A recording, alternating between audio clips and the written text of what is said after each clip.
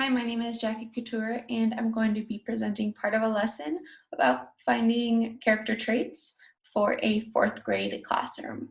The student learning objective for this lesson is students will be able to analyze character dialogue, actions, thoughts, or feelings in a passage to deduce one character trait and justify it using an example from the text by the end of this lesson. Students that are above the assessment criteria will be able to deduce various character traits and provide multiple examples from the text.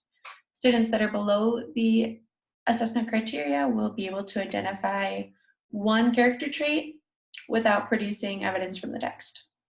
In the plan beginning, we talk about friendship and personality traits and how a person's actions or speech can help us identify personality traits to decide whether or not they'd be a good friend. This is a skill we use all our lives.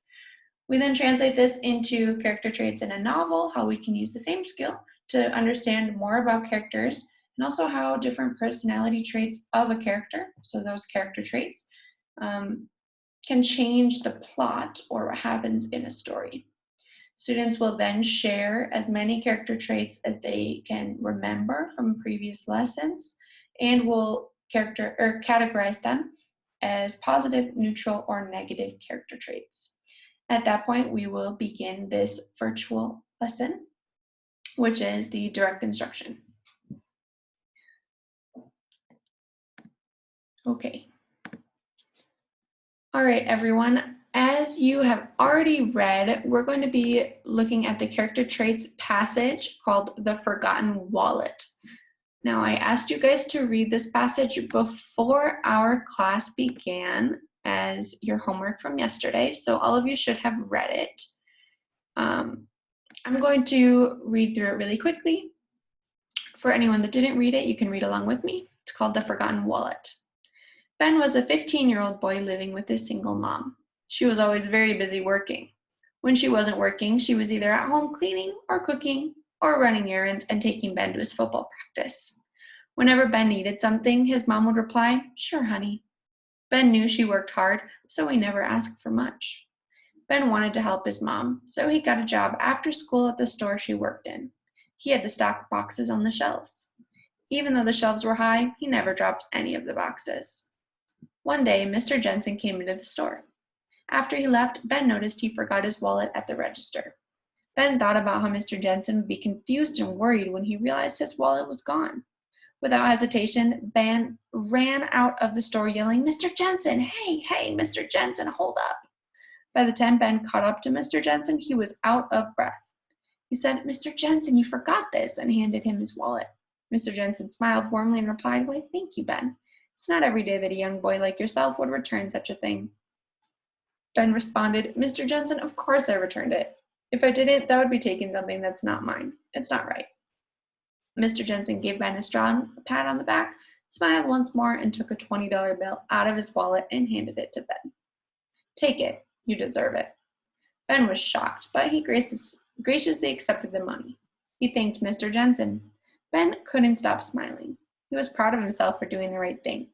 He took a deep breath, turned around, and went back to the store to continue working. Now, in this passage, we have three different characters. Okay, we have Ben, we have Mr. Jensen, and his mother. I would like you to go into the Jamboard on slide 5, where it says, what character traits can you infer about each character? We have Ben, Mr. Jensen, and Ben's mom. Now, just from reading it, the first time, or the second time if you'd already read it, I would like you guys to add just a couple different character traits that you understood as you were reading. I'll give you about a minute or so to add your comments.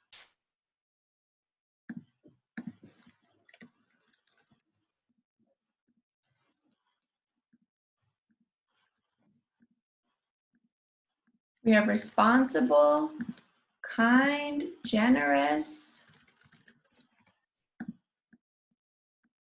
Okay, Ben's mom is hardworking.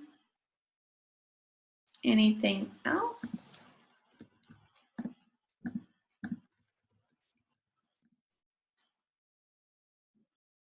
We have thoughtful for Ben, loving for Ben's mom, Good, these are some great examples. We're going to use these character traits to get started. Now, if you go back one slide in Jamboard, you'll see that I have this little anchor chart started here. Now, we can infer character traits by analyzing different things in a story.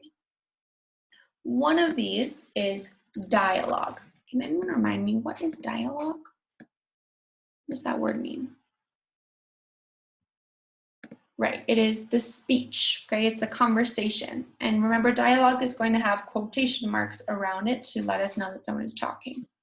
If we go back to our passage here, we have some different examples of dialogue.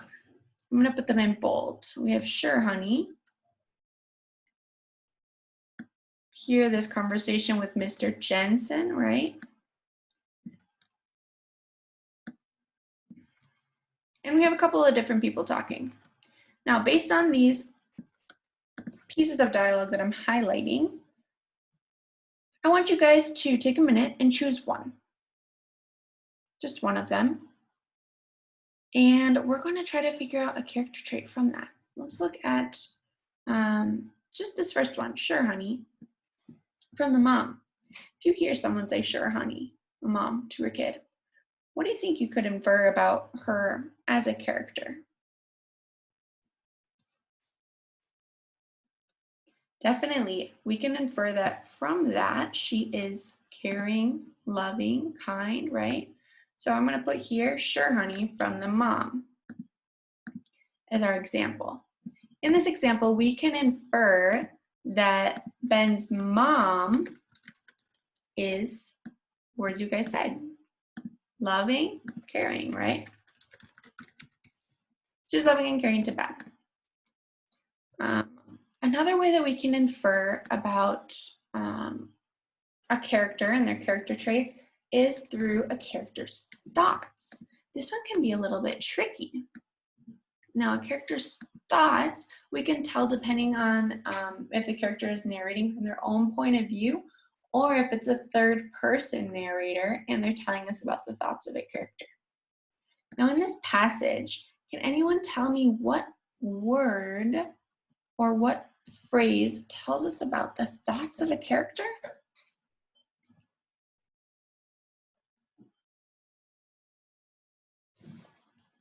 Okay, Maria said he was proud of himself. I'm going to underline this because we are going to look at this, but this is a feeling, not a thought, or something that he thinks. Good. I like that John looked at the word thought here and went from there. So he thought about how Mr. Jensen would be confused and worried when he realized his wallet was gone. What is he thinking about here? Is he thinking about himself and what he might get out of the wallet if he keeps it? No, I see some heads shaking. What is he thinking about? He's thinking about how Mr. Jensen would feel, right? Very good. So I don't need to put a direct quote. I can just put the example. Ben is thinking about how Mr. Jensen will feel. Now, what can we tell about Ben if he's thinking about how someone else will feel? What does that tell us about him as a person? All right, Josephine said he's selfless. I like that. What's another word we could use? Thoughtful. Caring. Good. These are all great examples. He's thinking about how someone else feels, right? Obviously that doesn't show he's selfish thinking about himself. He's thinking about how someone else would feel. All right, another one, I'm going back to what Maria mentioned, the thoughts of, oh, we just did thoughts. The feelings of a character, excuse me, can also tell us a lot about a character trait. Now here I underlined, he was proud of himself for doing the right thing. If he's proud of himself for doing the right thing, what can we tell about Ben as a character there? If he's proud of himself for doing the right thing, what are some words that we could use to describe Ben? This one's a little more tricky. Okay, we could say he's a good person.